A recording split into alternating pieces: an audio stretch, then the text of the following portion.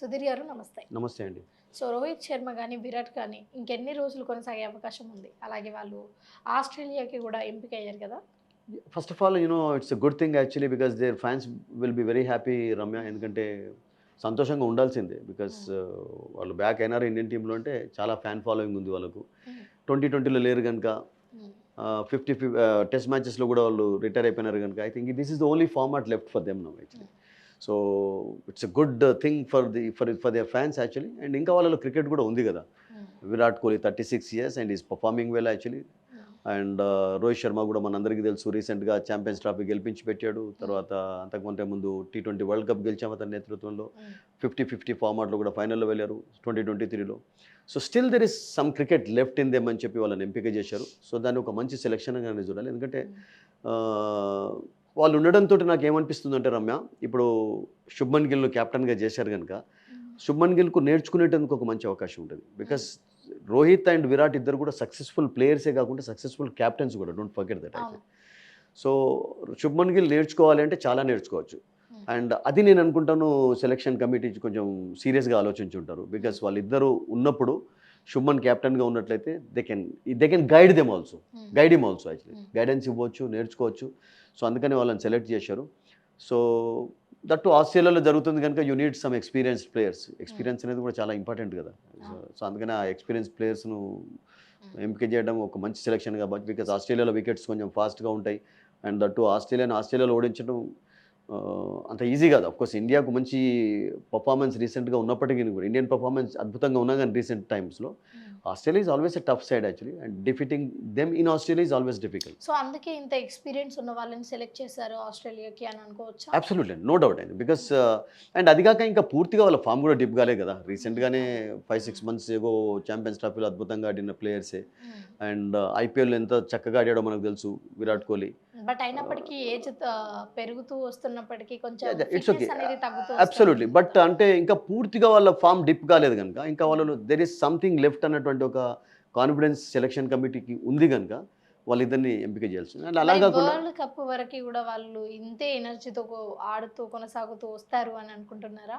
See energy ఉన్నట్లయితే you can continue as long as you want actually. Because hmm. Form అనేది కూడా important. ఎనర్జీతో పాటు వాళ్ళకి ఫామ్ ఇంపార్టెంట్ కదా. హ్మ్. క్రికెట్‌లో ఎట్లా ఓన్లీ జస్ట్ ఫిట్‌గా ఉంటే తీసుకోరు. హ్మ్. You have to score runs, you have to perform also. Performance లేకుంటే ఎవరు తీసుకుంటారు? ఎవరు తీసుకోరు కదా. హ్మ్. వాళ్ళు పర్ఫార్మెన్స్ కూడా ఇవ్వాలి, ఫిట్‌గా ఉండాలి. తర్వాత 2 కలిస్తేనే వాళ్ళని తీసుకుంటారు. So, hmm. I think still there is some good cricket left in them. That is hmm. What I believe actually. ఇప్పుడు ఆస్ట్రేలియా సిరీస్ నేను అనుకుంటాను ఒక మంచి ఛాన్స్ వాళ్ళకు.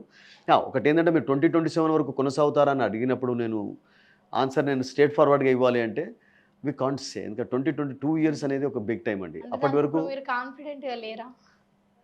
ఆహ్ 2027 వరకి వాళ్ళు ఉంది. నాకు కొనసాగుతారేమో కాన్ఫిడెన్స్ ఉంది. నా అనుకుంటున్నారు. కాన్ఫిడెన్స్ ఇంపార్టెంట్ కాదు కదా. హ్మ్. సెలెక్టర్స్ కూడా కాన్ఫిడెన్స్ అనేది హ్మ్. కలగాలి కదా. హ్మ్. సెలెక్టర్స్ కూడా వాళ్ళ పైన కాన్ఫిడెన్స్ కలగాలి అంటే ఫిట్‌నెస్‌తో పాటు వాళ్ళ పర్ఫార్మెన్స్ ఉండాలి. హ్మ్. ఓన్లీ జస్ట్ ఫిట్‌గా ఉంటే మాత్రమే తీసుకుంటారా? ఫిట్‌గా హ్మ్. ఉన్నంత మాత్రాన పర్ఫార్మెన్స్ కూడా చేయాలి కదా వాళ్ళు. హ్మ్. అంటే ఆన్ ద గ్రౌండ్ వాళ్ళు రన్స్ స్కోర్ చేయాలి. హ్మ్. ఇద్దరు బ్యాట్స్‌మెన్ గనుక రన్స్ వాళ్ళ నుండి ఎక్స్‌పెక్ట్ చేస్తారు. హ్మ్. సో, అప్పుడు వాళ్ళు టీమ్‌లో ఉండే ఛాన్సెస్‌ని వాళ్ళు మరింత స్ట్రెంథెన్ చేసుకోగలుగుతారు.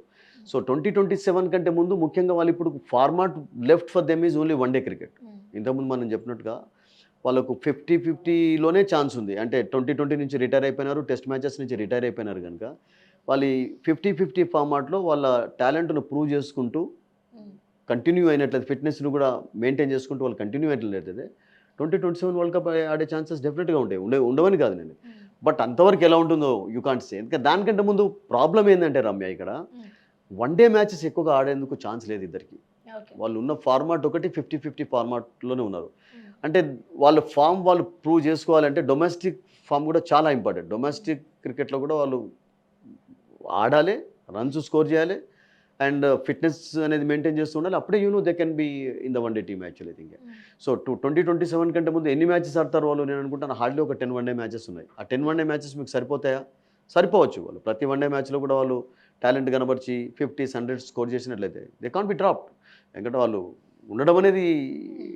ఎవరు వద్దంటారు చెప్పండి? దట్టు వరల్డ్ కప్ ఎక్కడ జరగబోతుంది? సౌత్ ఆఫ్రికాలో జరుగుతుంది. హ్మ్. సో, సౌత్ ఆఫ్రికాలో మీకు ఫాస్ట్ పిచెస్ ఉంటాయి. బౌన్సీ వికెట్స్ ఉంటాయి. హ్మ్. బిట్ ఆఫ్ గ్రాస్ ఉంటుంది.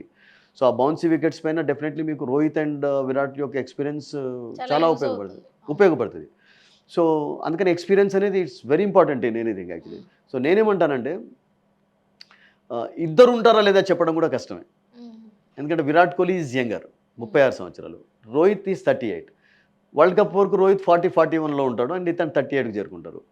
సో 38 అనేది పెద్ద అంత ఏజ్ ఏం కాదు. క్రికెట్లో చెప్పాలంటే it's not a big thing, because age is just a number అండి దేంట్లోనైనా కానీ. ఏజ్ అనేది just number. If you are really scoring runs performing well, I think ఎప్పుడు కూడా సెలెక్టర్స్ మిమ్మల్ని కాదనలేరు అసలు యాక్చువల్గా. చాలా మంది అలా ప్రూవ్ చేసుకున్నారు. సచిన్ టెండూల్కర్ 40 సంవత్సరాల వరకు ఆడినటువంటి ఎగ్జాంపుల్స్ మనకు లేవు. 40 years వరకు క్రికెట్ ఆడాడు సచిన్ టెండూల్కర్. ఇప్పుడు ఆండర్సన్ ఇంగ్లాండ్ బౌలర్ 40 సంవత్సరాలు అతని వయసు వరకు ఆడలేదా? ఆండర్సన్ ఇంగ్లాండ్ ఫాస్ట్ బౌలర్ మొన్నటి వరకు కూడా ఒక ఫాస్ట్ బౌలర్ 40 సంవత్సరాలు ఆడడం చాలా కష్టం అండి. బట్ ఈ ప్రూవ్డ్ అండ్ 700 వికెట్స్ కూడా తీసుకున్నాడు. చాలా కష్టం కదా ఒక ఫాస్ట్ బౌలర్కు. సో నాకేమనిపిస్తుంది అంటే వాళ్ళకు రన్స్ స్కోర్ చేస్తూ ఫిట్నెస్ మెయింటైన్ చేసినట్లేదు. అండ్ ఫిట్నెస్ విషయంలో నేను అనుకుంటాను విరాట్ కోహ్లీకి అయితే ఏం ప్రాబ్లమ్స్ లేవు.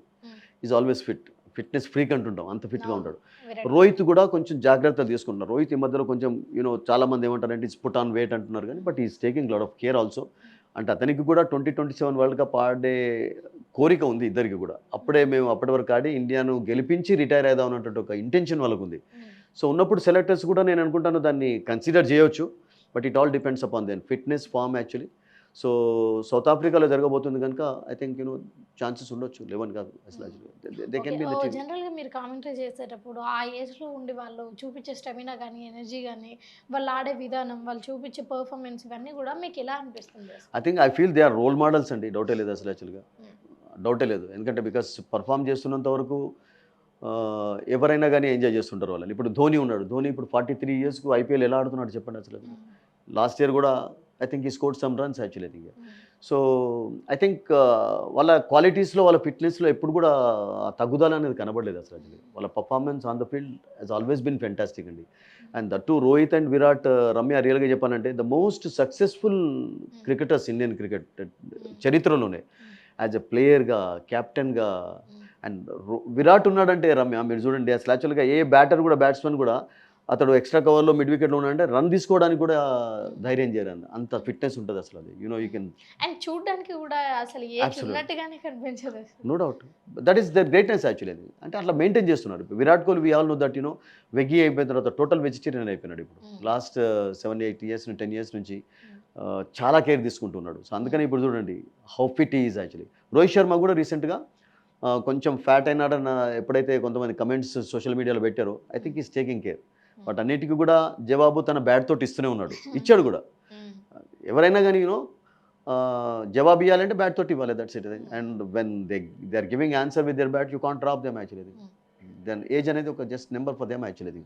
బట్ ఒకటేంటంటే సౌత్ ఆఫ్రికాలో జరగబోతుంది కనుక ఇద్దరిలో ఎవరైనా ఒకళ్ళు ఉన్నట్లయితే బాగుంటుందని చెప్పి అందరూ భావిస్తున్నారు. బికాస్ వాళ్ళ ఎక్స్పీరియన్స్ అనేది శుభ్మన్ గిల్ను ఎలా అయినా ఇప్పుడు కెప్టెన్గా కొనసాగించే ఛాన్సెస్ ఉన్నాయి కనుక అప్పటి వరకు వీళ్ళిద్దరు ఉన్నట్లయితే, ఎందుకంటే వీళ్ళు సక్సెస్ఫుల్ క్యాప్టెన్స్ కనుక ఇద్దరు అయితే ఇంకా బెటర్. బట్ ఒకవేళ కాదు అనుకుంటే ఇద్దరులో ఒకరైనా ఉంటే బెటర్ అని అనుకుంటున్నారు. అండ్ అందులో విరాట్కు ఛాన్స్ ఉండవచ్చు, రోహిత్కు ఉండవచ్చు, ఎనీబడి. అది ఇద్దరు ఉన్నట్లయితే ఇంకా బెటర్. బికాస్ సౌత్ ఆఫ్రికాలో జరుగుతున్నప్పుడు అఫ్కోర్స్ అంటే మరొకటి ఏంటంటే రమ్య ఇక్కడ బెంచ్ స్ట్రెంత్ లేదని కాదు, వీళ్ళు లేకుండా కూడా వన్డే మ్యాచెస్ గెలుస్తున్నారు. తర్వాత వీళ్ళు లేకుండా కూడా T20 మ్యాచెస్ గెలుస్తున్నారు. వీళ్ళు లేకుండా కూడా టెస్ట్ మ్యాచెస్ మొన్న ఇంగ్లాండ్లో గెలిచారు, వెస్టిండీస్ తోటి ఇప్పుడు ఇండియాలో గెలిచారు. అంటే వాళ్ళు లేని ప్రభావం కూడా అంతేం పడటం లేదు రియల్గా చెప్పాలి. అంటే అంత బెంచ్ స్ట్రెంత్ స్ట్రాంగ్గా ఉంది ఇండియన్ టీంకు.